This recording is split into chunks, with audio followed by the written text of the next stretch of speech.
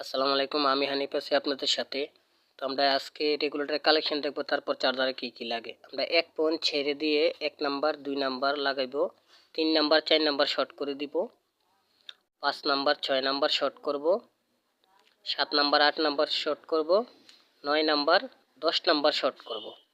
আচ্ছা, যদি পেজ থেকে দেখেন পেজটি ফলো দিয়ে রাখবেন, চ্যানেল থেকে দেখলে চ্যানেলটি সাবস্ক্রাইব করে দিবেন নিত্য নতুন ভিডিও পাওয়ার জন্য। আজকে আমরা দেখব চার্জার বাছাই করতে কি কি লাগে, সব কিছুর সাথে পরিচয় করে দিব আপনাদেরকে।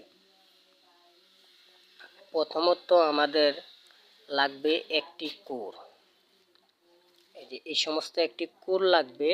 তারপর লাগবে cotton tape, cotton tape page দিয়ে ভার্নিশ করে নিব আমরা।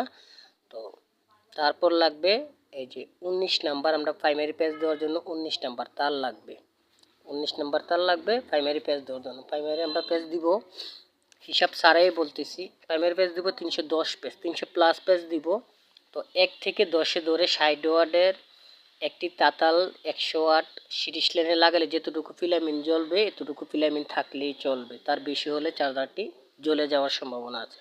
তারপর আমরা সেকেন্ডারির জন্য যে তারগুলো নিব, সেই তারের সাইজ হচ্ছে 15 নাম্বার, 15 নাম্বার তার নিব সেকেন্ডারির জন্য। তো ভিডিওটি ভালো লাগলে অবশ্যই ফলো দিয়ে রাখবেন, যে আপনাদের উপকারে আসবে।